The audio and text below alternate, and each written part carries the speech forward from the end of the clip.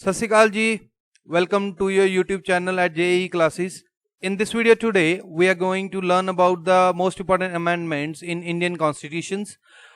और ये लेक्चर जो है कि बाइलिंगुअल में होगा. इस वीडियो में हम क्या क्या चीज़ें करेंगे. Our tasks are made most important amendments for the exam purposes. जो लगभग जितनी भी amendments हुई हैं लगभग 104 हो चुकी हैं और उनके आधार पर हमने मेन सी amendments जो एग्जाम में पूछी जाती हैं सबसे कॉमनली. और ये वेरी इंपॉर्टेंट लेक्चर है जिसके आधार पर आप अपने काफ़ी ज़्यादा क्वेश्चन है जो सॉल्व कर पाएंगे. हम हर अमेंडमेंट के बारे में रीज़न पढ़ेंगे, जिसके बारे में रीज़न बिहाइंड देम कि क्यों इस अमेंडमेंट की ज़रूरत पड़ी और क्यों उसको चेंज किया गया, कौन से आर्टिकल्स में संशोधन हुआ है विद दिस अमेंडमेंट, और इसके बाद जो नए रूल्स बने हैं वो कौन कौन से बन चुके हैं. ठीक है. सो आगे बढ़ने से पहले please like subscribe the channel. This is your own channel the जेई क्लासेस, जो एक उपरालय है, जो शुरुआत है मेरी ओर से आप सबको फ्री में एजुकेशन प्रोवाइड करवाने के लिए. Because right education is a right to hope. So let's grow together and let's start the video. So the first amendment was done with 1951. 1951 में सबसे पहली अमेंडमेंट हुई थी अंडर पीएम पंडित जवाहरलाल नेहरू. पंडित जवाहरलाल नेहरू जी से पहले हुई थी. अब देखिए इस चीज को ये मत ले लीजिएगा कि इस वक्त पहले एक फॉर्मल गवर्नमेंट बन चुकी थी. फॉर्मल गवर्नमेंट जो सबसे पहली बनी थी दैट वाज डन इन 1952. पहली गवर्नमेंट 1952 में बनी थी और ये उसके मेंबर्स हैं सारे. Before that Jawaharlal Nehru was as a provisional parliament जो एक चल रही थी, मतलब एक सिलेक्शन ऑफ पार्लियामेंट से पहले एक प्रोविजनल पार्लियामेंट का प्रावधान था. उसके हेड थे Jawaharlal Nehru, head of that provisional parliament. और ये 15 अगस्त 1947 से लेके 15 अप्रैल 1952 तक इन्होंने काम किया है. इसके तहत सबसे पहले जो इन्होंने अमेंडमेंट की थी उसमें इन्होंने कहा था empowering the states that may take advancement of a social economical and backward classes. means states जो होती हैं कि states जैसे हमारी पंजाब हरियाणा हिमाचल, इन states की बात कर रहे हैं. और states means an organization भी होती है that is a decision making body. And उनको इस कैपेसिटी के लिए प्रावधान प्रोवाइड कराना जिसके तहत वो कोई भी economical weaker section, backward, SC ST categories, उन सब के लिए एक शेड्यूल जो है कि 9th शेड्यूल ऐड किया गया था इस अमेंडमेंट के तहत. दैट जिसके तहत उनके एरियाज, जुडिशियल्स, उनकी डेवलपमेंट और उनके जो फॉरेन स्टेट के साथ जो मेंबर्समेंट हैं, जो सारा सेक्शंस है, इन सबको किया जा सके. मींस इन सब के लिए स्टेट्स को पावर दी गई थी. और इसमें और क्या किया था, जहां पर उन्होंने कुछ रिस्ट्रिक्शंस लगाई थी हमारे फ्रीडम से, फंडामेंटल राइट्स में कुछ ज्यादा ही एक्सप्रेशंस को एक लिमिट में किया गया था. जिसमें पब्लिक ऑर्डर्स मींस एक अजिहा प्रोसेस जिसमें पब्लिक ऑर्डर्स के तहत फ्रेंडली रिलेशंस, फॉरेन स्टेट्स और इनमें इन सब के ऊपर किए गए शब्दों को कह लीजिए रिस्ट्रिक्ट करने की बात की गई थी इस अमेंडमेंट के तहत. बिकॉज अगर कोई किसी के बारे में गलत बोलता है तो उसको उसके रीजन के आधार पर, मतलब उसका कोई कारण एक्सप्लेन करना होगा या उसको उसका कारण देना होगा कि वो क्यों किस चीज को गलत पेश कर रहा है या प्रेजेंट कर रहा है, जहां उसके विचार क्या है. ये अमेंडमेंट भी हमारी फर्स्ट अमेंडमेंट में ही नंबर 4 पर की गई थी. साथ ही में इस चीज में एक नेशनलाइजेशन, मतलब दुनिया के आधार पर चीजों को, देश मतलब कि दुनिया के आधार पर जैसे सब लोग दुनिया के राष्ट्रवाद, जैसे हमको पता है कि हमारा संविधान अलग अलग कंट्रियों से इन्फ्लुएंस्ड है, जैसे उन्होंने एकजुटता और एक राष्ट्रवादी नेशन के रूप में अपने आप को एक्सपैंड करने की बात कही थी. इसी अमेंडमेंट में इस चीजों को भी उन्होंने कहा गया था.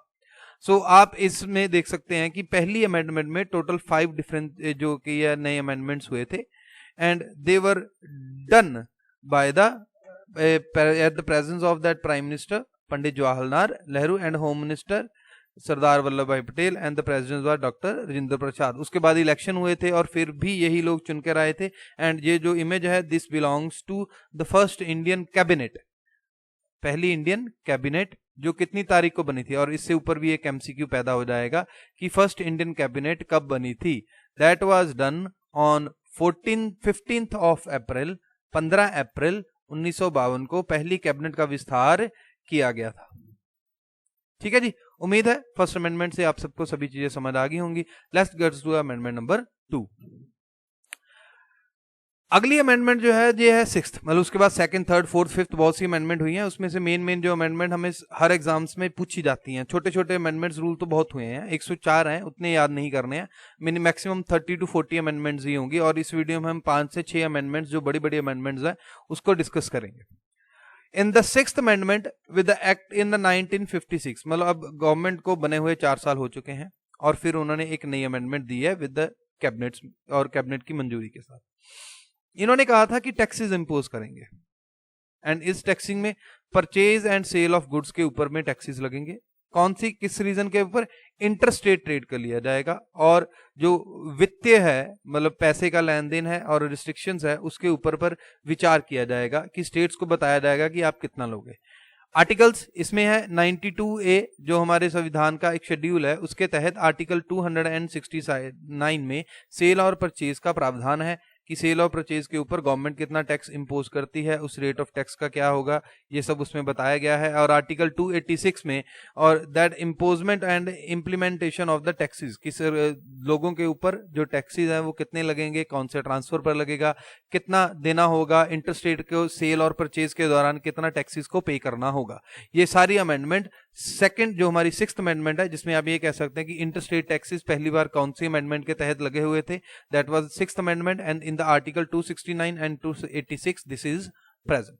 आगे चलते हैं जी, constitution for the 8th amendment. अब ये बड़ा मजेदार सी चीज है। 8th अमेंडमेंट के दौरान क्या हुआ था कि सीट्स जो थी एलोकेट की गई, बिकॉज क्या हुआ था कि इन 1970 सबसे पहले था कि 10 साल के लिए जो SC ST की सीट्स हैं वो कोर्ट में रिजर्व रखी जाएंगी, कोर्ट में नहीं, सॉरी दैट्स माय मिस्टेक, हमारे प्रेसिडेंशियल हाउस मतलब लोकसभा और राज्यसभा में उन्हें प्रावधान दिया जाएगा, MLAs और MPs में दिया जाएगा।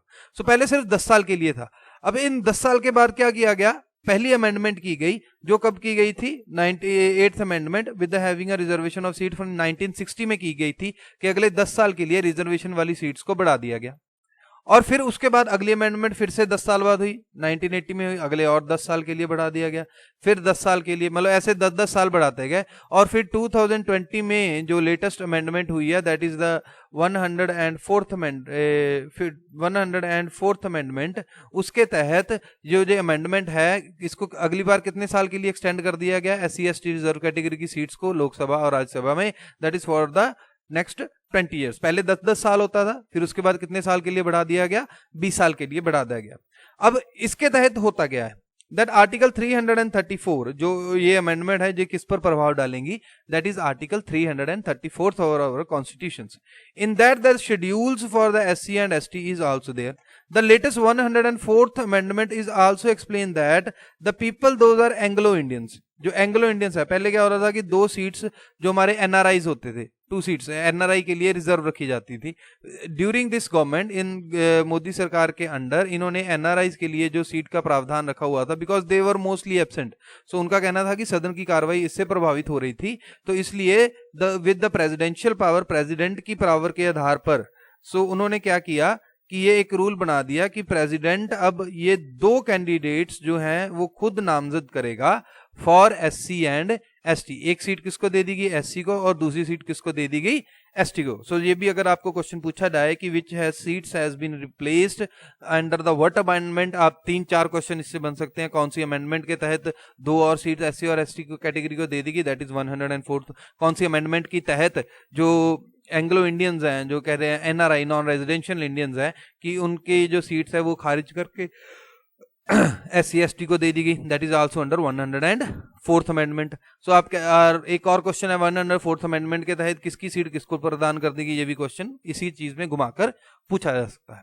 होप आपको ये सारी अमेंडमेंट समझ आ गई हो। अगर देखिए अगर ये याद करना थोड़ा मुश्किल है तो बड़ा इजी है। 60 के बाद 70, 80, 90, 2000, 2010, ठीक है, हर 10-10 साल बाद ये चीज हो रही है सिर्फ। और 2020 से अगले 10 साल के लिए क्या होगा, 2030 में ट्रांसफर हो गया और इसमें अगली बार प्रावधान दिया गया कि इसको 20 साल के लिए एक्सटेंड किया जाए।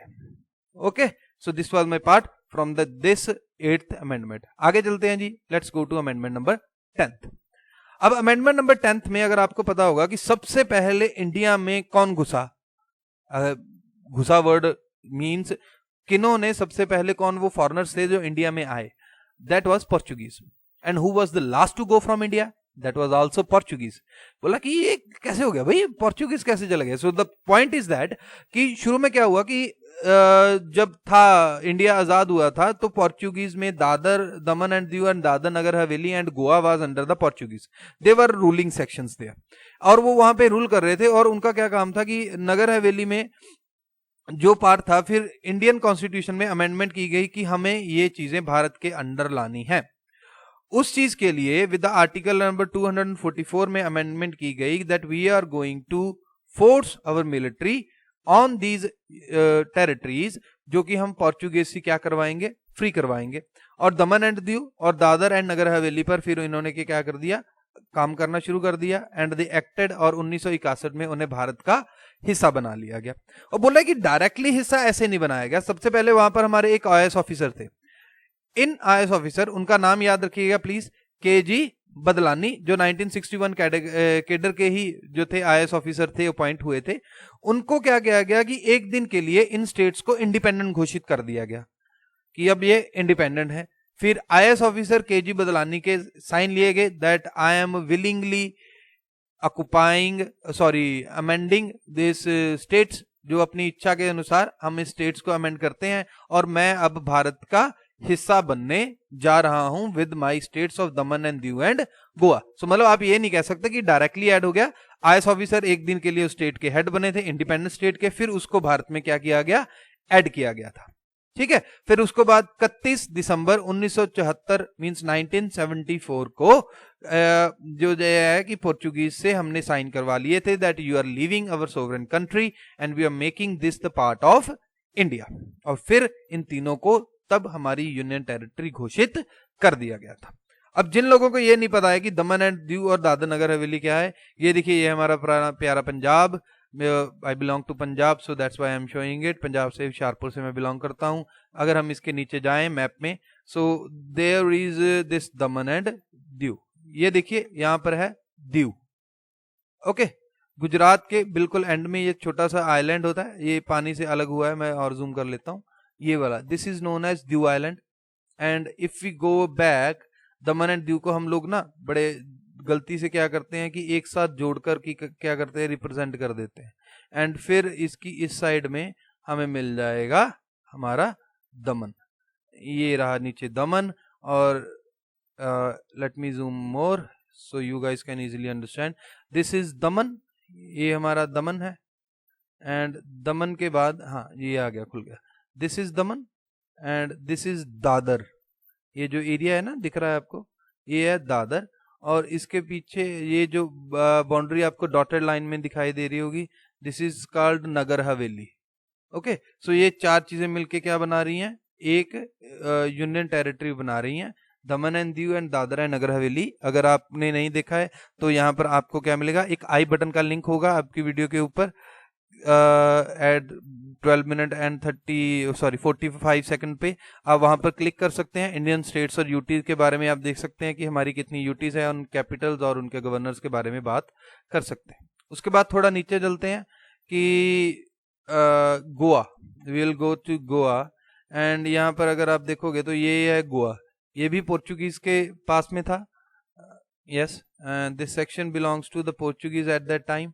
फिर पोर्चुगीज से हमने इसे भी आज़ाद करवाया, और आज़ाद करवाने के बाद इसे भी हमने तब क्या किया कि मिस्टर के बदलानी के अंडर हमने इसको इंडिपेंडेंट घोषित किया, और बाद में हमने इसको हमारे देश भारत में ऐड किया। जी हाँ, गोवा सिर्फ 50/60 का एक छोटा सा राज्य है, जिसको बाद में राज्य का दर्जा दिया गया, लेकिन शुरू में as a union territory Bharat में ऐड किया गया।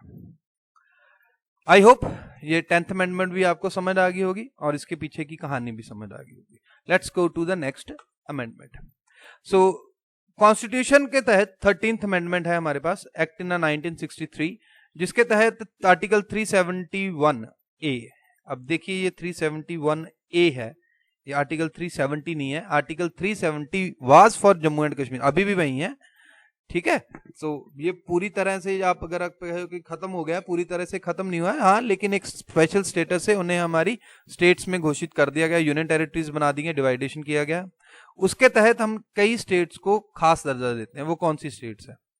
आंध्र प्रदेश, नागालैंड, असम, मणिपुर, गोवा, सिक्किम, अरुणाचल प्रदेश, महाराष्ट्र, हैदराबाद एंड कर्नाटका रीजन्स, ठीक है जी, एंड मिजोरम। आंध्र प्रदेश में 2 क्लॉजेज हैं, 31D एंड 31E, जो कि एक आंध्र प्रदेश की सोवर्निटी और दूसरा उसके साथ मिला हुआ तेलंगाना की सोवर्निटी है। इसके लिए हम फिर से वापस जाएंगे वेबसाइट के ऊपर यहाँ पर आर्टिकल 371 है, I took it from the insights on India, जो वेबसाइट है वहां से मैंने आर्टिकल 371 के बारे में डिटेल निकाली है।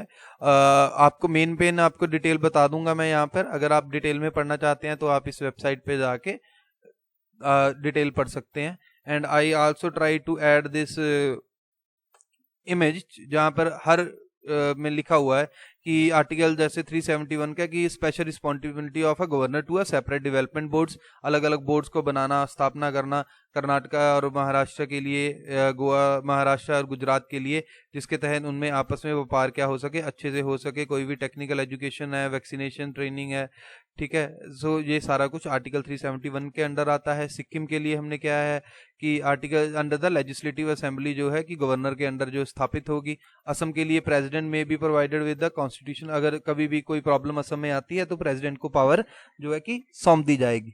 और उसके बाद हमारा आ जाता है अरुणाचल प्रदेश। अरुणाचल प्रदेश में भी हमने क्या लिखा है कि 37 और 55th अमेंडमेंट में भी इसका जिक्र होगा इन 1986, जब इसका स्टेटस क्या है चेंज किया जाएगा फ्रॉम यूनियन टेरिटरीज।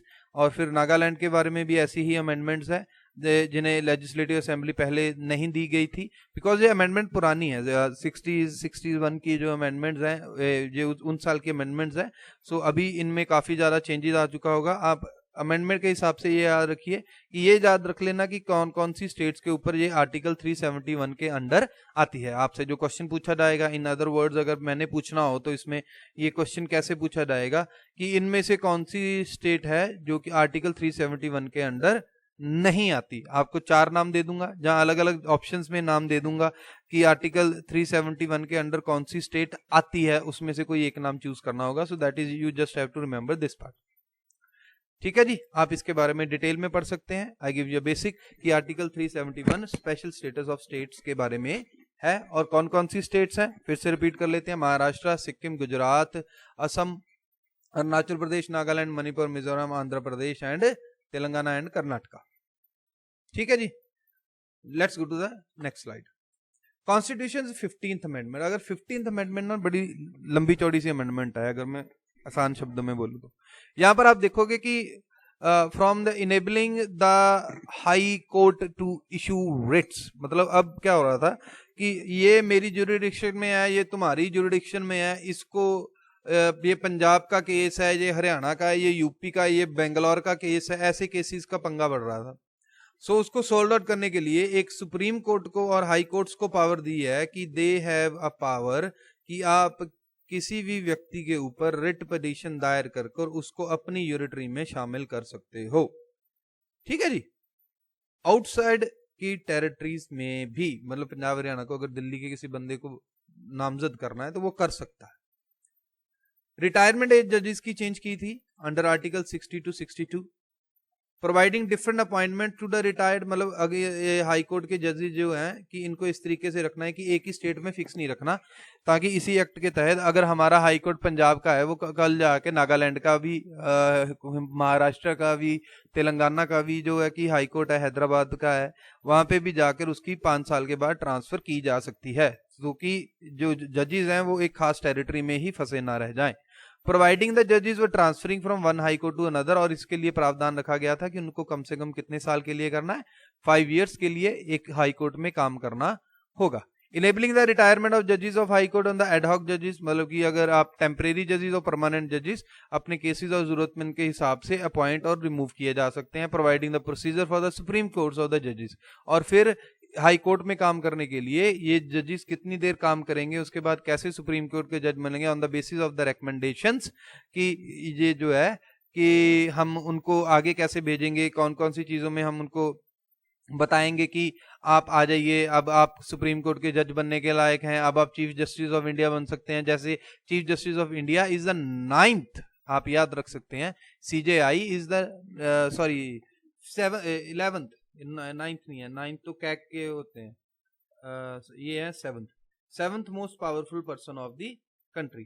जो हमारे chief justice of India is the 7th most powerful person and 9th is the CAG के हेड हैं जो हमारे mister Murmu, that is the president of, आप कह सकते हैं कि 9th पावरफुल है। इसके बारे में भी यहाँ पर आपको एक आई बटन ऊपर दिखाई दे रहा होगा, दैट इज कि आप अगर हमारे कॉन्स्टिट्यूशन के बारे में मैं लेक्चर्स ले रहा हूँ पॉलिटी के, अगर उसको आप कंटिन्यू करना चाहते हैं तो आप वहाँ भी जा सकते हैं. So I was demanded by my students जो फिजिकल क्लासेज अटेंड कर रहे हैं कि सर हमें वीडियो चाहिए जिसमें आर्टिकल जब भी चाहे हम दोबारा पढ़ सके. So that's why we are making the video.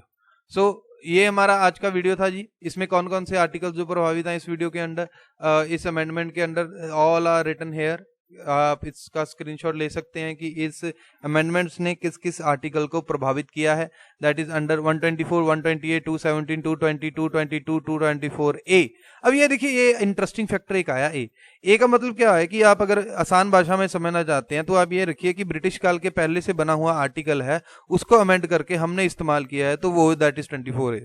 ठीक है जी, इजी वे समझने का. 124, 127, 220, these all are the articles which has been influenced by this amendment. I hope कि आपको जो वीडियो अच्छी लगी होगी. अगर अच्छी लगी है तो प्लीज लाइक सब्सक्राइब जरूर कर देना. थोड़े सब्सक्राइबर्स बढ़ाइए, हेल्प कीजिए, शेयर कीजिए अपने फ्रेंड्स दोस्तों के साथ, अपने व्हाट्सएप ग्रुप्स में, अपने व्हाट्सएप स्टेटस में, ताकि ज़्यादा से ज़्यादा लोग एक साथ जुड़ सकें और मैं और ज़्यादा मोटिवेटेड फील करूं कि ज़्यादा लोग देख रहे हैं तो अच्छा और अच्छा कंटेंट करूं. अगर इस वीडियो में कोई कमी लगी है तो प्लीज़ बताइएगा.